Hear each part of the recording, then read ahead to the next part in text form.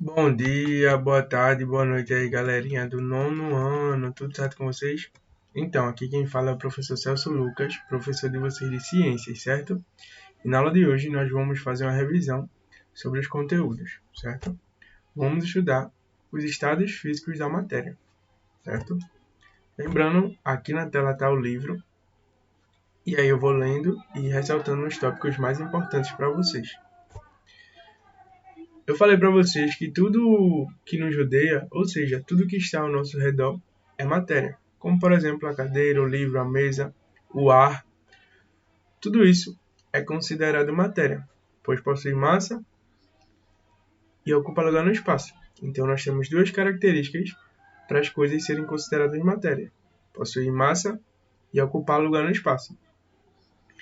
E para um melhor entendimento sobre matéria, nós temos de pensar como um grande e complexo quebra-cabeças, cujas partes elas formam o todo. E essas partes, que formam o todo, são chamadas de átomo. Esses átomos vão ser a menor estrutura da matéria, ou seja, as menores estruturas desse grande quebra-cabeça. E por isso, elas são consideradas indivisíveis, porque elas são tão pequenas que nós não conseguimos dividir, pelo menos não de forma simples. Quando juntamos alguns átomos, estamos fixando pequeníssimas, ou seja, muito pequenas partes da formação de umas moléculas. E moléculas são um conjunto de átomos e vão formar uma substância. Substância vai ser uma porção limitada da matéria, certo? E nós vamos entender nessa aula, reaprender um pouco como nós podemos classificar a matéria e quais são as possibilidades de mudanças de estados físicos que podem acontecer. Bom, nós vamos falar agora sobre os estados físicos da matéria. A matéria vai existir a partir de três estados físicos: sólido, líquido e gasoso, certo? E a matéria, dependendo das condições de temperatura e pressão do meio em que se encontra, a matéria ela pode ser apresentada de maneiras distintas, nas suas principais formas, né?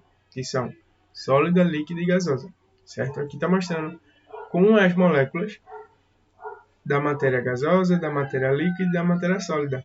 Aqui no exemplo da água, que é uma das poucas substâncias que podem transitar de forma simples pelos três estados físicos da matéria, certo?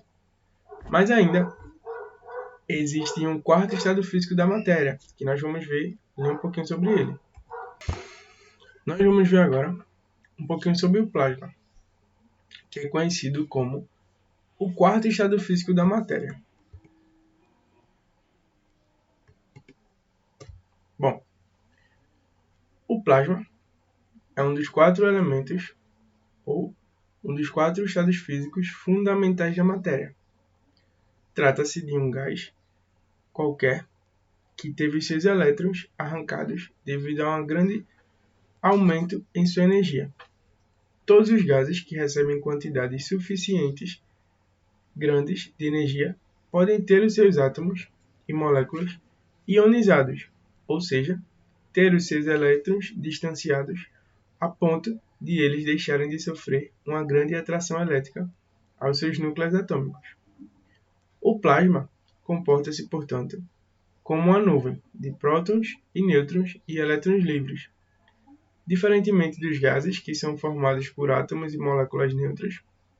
Além disso, as partículas de carga elétrica positiva, chamadas de prótons, e negativas, chamadas de elétrons, do plasma, atraem-se mutuamente, mas não são capazes de ligarem-se devido à grande velocidade e agitação térmica, comuns a esse estado da matéria.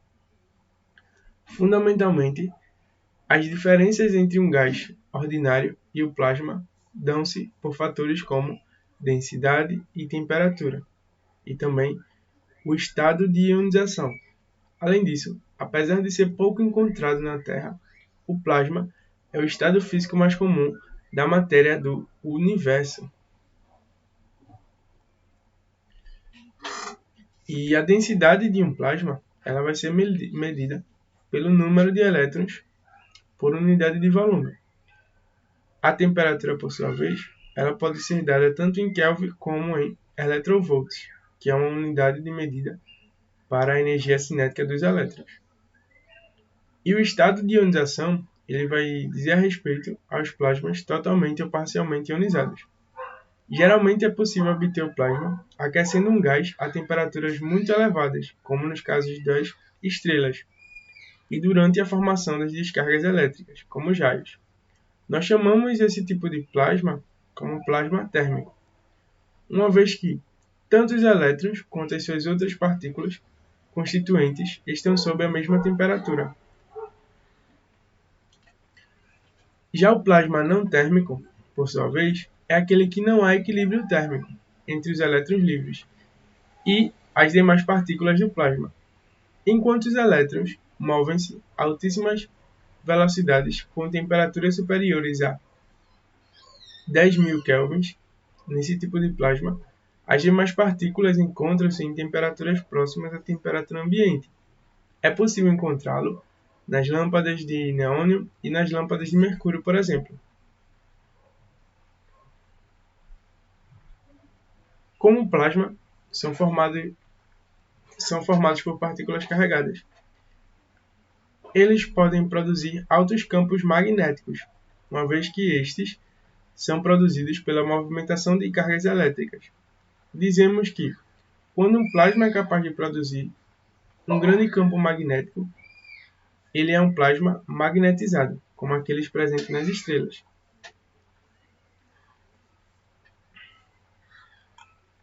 E o movimento das partículas no interior de um plasma tende a ser menos caótico que o movimento das partículas de um gás, uma vez que a grande atuação da força elétrica e magnética pode provocar oscilações periódicas no plasma, o que dificulta o surgimento de colisões entre as partículas que, quando ocorrem, produzem populações de partículas extremamente rápidas, como no caso do plasma, presente na atmosfera que circunda o Sol, que dá origem aos ventos solares.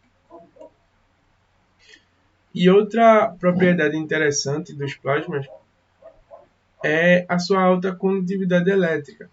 Em geral, pode-se considerar a condutividade dos plasmas como infinita. Afinal, não há limites impostos ao transporte de cargas elétricas em meios plasmáticos.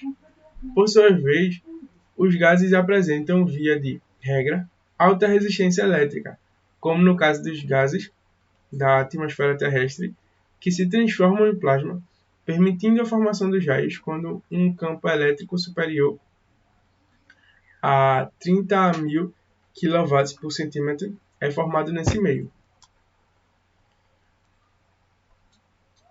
Os exemplos aqui da utilização do plasma.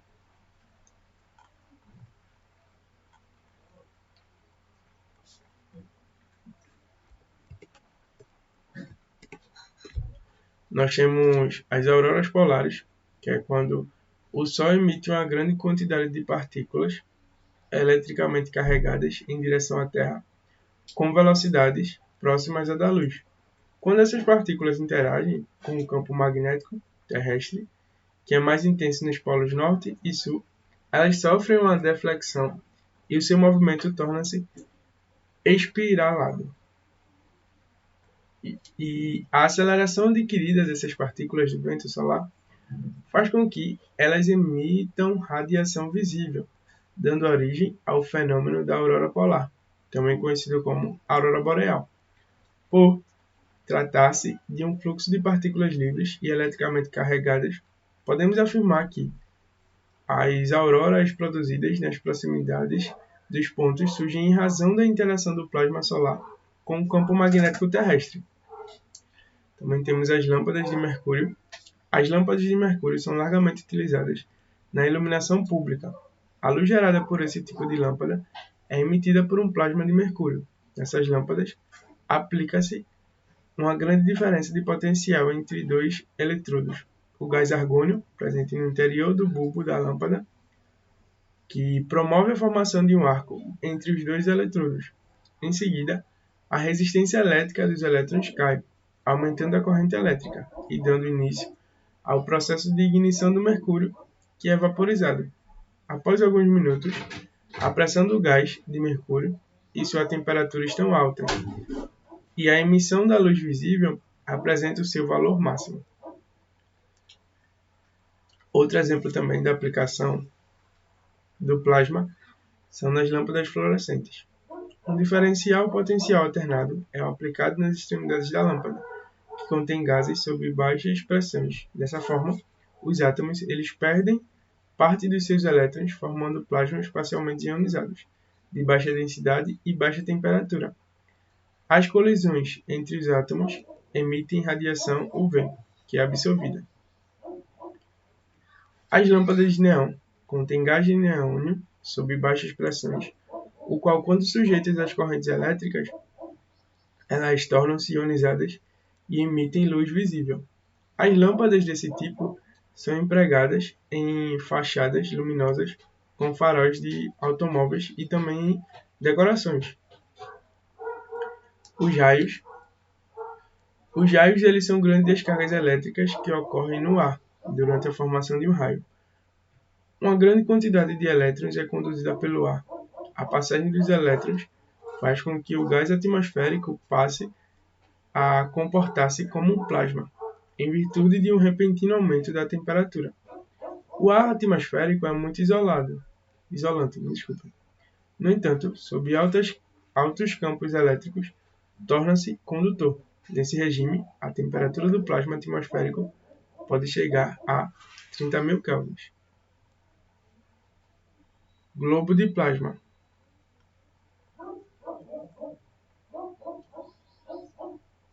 Os globos de plasma são usados como decoração. São pequenas esferas de vidro que contêm alguns gases nobres em seu interior. Os globos de plasma, uma mistura de gases em baixa pressão, é estimulada por um eletrodo central de alta tensão.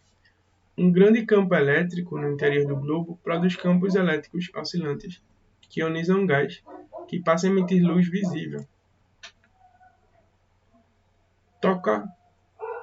Tokamak é um dispositivo de produção de energia e ele trata-se de um reator experimental de fusão nuclear a frio. Em seu interior, um plasma de hidrogênio é confinado por um grande campo magnético.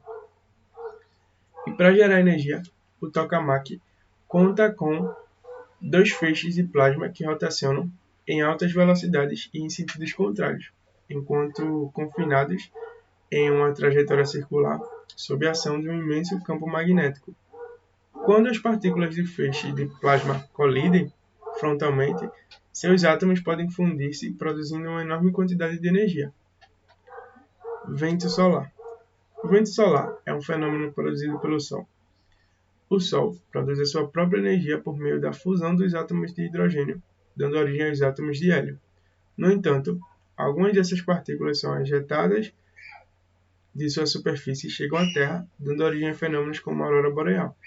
Em termos simples, o vento solar é a forma do plasma que é produzida pelo Sol por meio da fusão nuclear. Esse plasma viaja a velocidades altíssimas e transporta muita energia. Quando o vento solar atinge a Terra, ele pode afetar o funcionamento das telecomunicações devido a seu intenso campo eletromagnético. Certo, gente? A gente estudou agora um pouco sobre o plasma e vamos agora retornar aqui à aula. Eu falei para vocês que existem 3 estados físicos, certo? E que o plasma é considerado, como a gente viu ali, o 4º estado físico da matéria e vai possuir várias características, certo?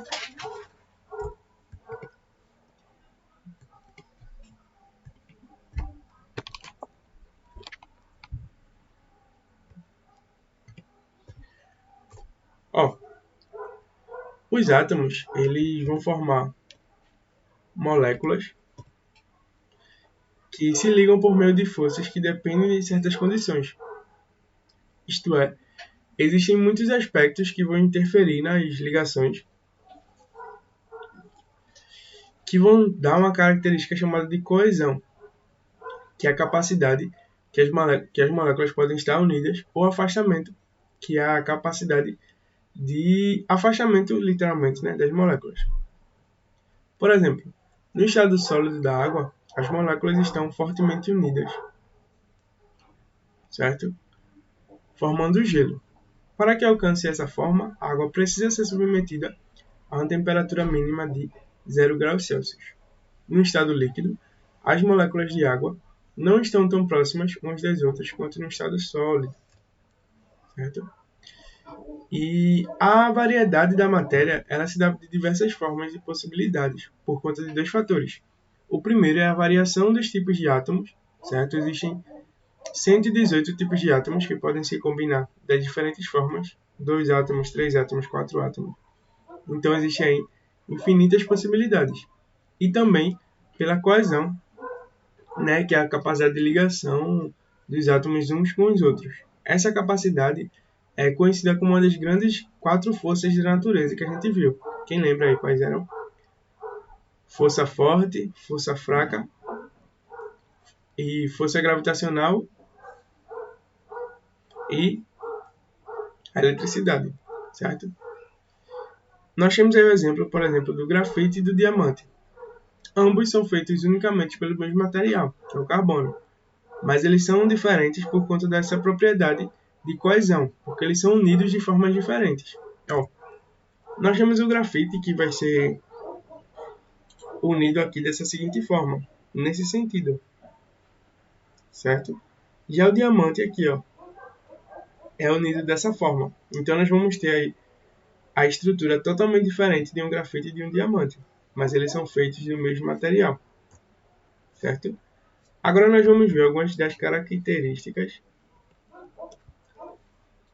dos estados físicos da matéria. Primeiro estado, o estado sólido.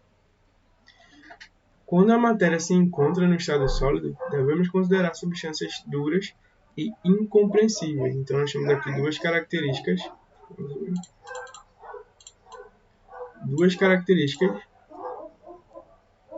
duras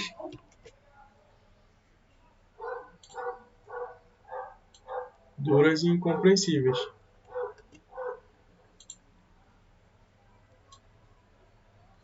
Duas características aí do estado sólido, que não possuem espaços vazios entre as moléculas. Isso torna os sólidos diferentes dos demais estados da matéria. Suas partículas constituintes estão dispostas num arranjo interno regularmente ordenado, que origina um sistema geometricamente alinhado, com baixo grau de movimentação das moléculas, ocasionando uma estrutura com pouca flexibilidade.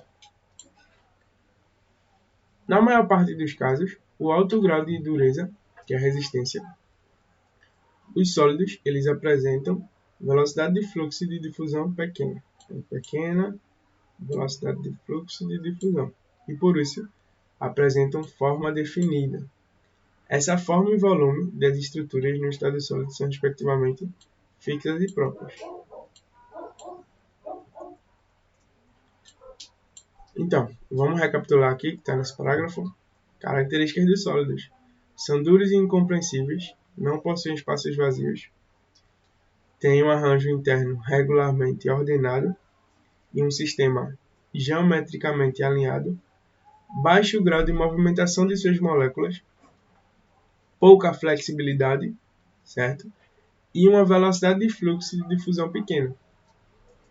E vão apresentar forma definida e volume também fixo e próprio, certo? Essas são as características de um sólido. Características de um líquido. O estado líquido pode ser obtido ou por fusão de um sólido ou por condensação de um gás. No estado líquido, a maior proximidade entre moléculas sugere uma maior organização que o estado gasoso. Contudo, menos que a organização existente no estado sólido, ou seja, moléculas estão próximas, certo? O volume das substâncias não se altera, mas a sua forma ela varia de acordo com o recipiente que ocupa, certo? Já o gasoso, a apresenta maior liberdade devido ao fato de suas moléculas se encontrarem dispersas e com intensa movimentação. E as moléculas, elas não apresentam interação entre si, sem interação, e dessa forma elas podem sofrer compressão ou expansão com facilidade, o que torna tanto seu volume quanto sua forma variável. Certo? Vamos revisar aqui as características dos três. No sólido, duros e incompressíveis, não possuem estados vazios, arranjo interno regularmente ordenado, sistema geometricamente alinhado, baixa movimentação das moléculas, pouca flexibilidade, forma e volume fixos, certo? Características de um sólido. Já do líquido, nós temos fusão, ele pode ser obtido a partir de fusão de um sólido ou por condensação de um gás. Suas moléculas estão próximas, o volume é inalterado, mas sua forma é alterável, certo? Já do sólido, vão apresentar grande liberdade, muita movimentação, as moléculas não fazem interação e podem sofrer compressão e expansão com facilidade. E agora nós vamos estudar as mudanças de estado físico, certo? Quais são as mudanças de estados físicos? São 6 ao total. Eu tenho aqui sólido, líquido e gasoso. Tá vendo aqui as moléculas? Sólidas bem unidas, líquido mais ou menos unidas e gasoso muito distantes umas das outras. Certo? Quando eu passo do sólido para o líquido, eu vou ter a fusão. Se eu passar do líquido para o gasoso, vou ter a vaporização. Já se eu passar do gasoso para o líquido, condensação, e do líquido para o sólido, solidificação. Se eu for direto do sólido para o gasoso, sublimação, e do gasoso para o sólido, ressublimação. Quando eu estou nesse sentido aqui, indo para lá, eu tenho a diminuição da temperatura, concomitantemente ao aumento de pressão. Já quando eu estou no sentido inverso, eu tenho um aumento da temperatura e a diminuição da pressão. Certo? Ó, a fusão ela é muito importante para a sociedade, certo? Porque ela pode derreter os metais, por exemplo, para eles serem moldados. E a fusão ela tem um ponto específico que é colocado como símbolo PF, que significa ponto de fusão.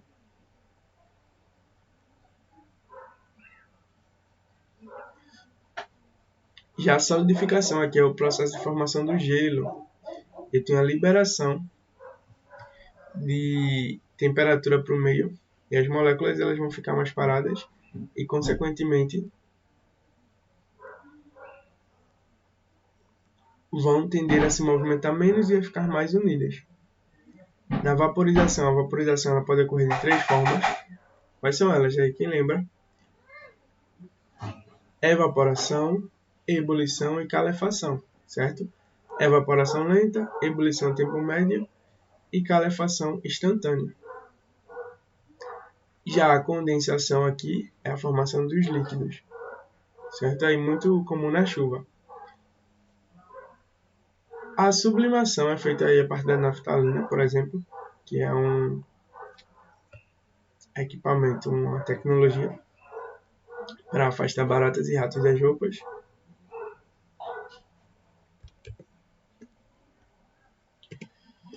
Então, gente, a aula de hoje era isso. Essa revisão que a gente fez aqui. Volta lá para o começo. Já tenham os capítulos 1 e 2. Estudem. Vejam os principais detalhes. Certo? E boa prova. Obrigado e até a próxima.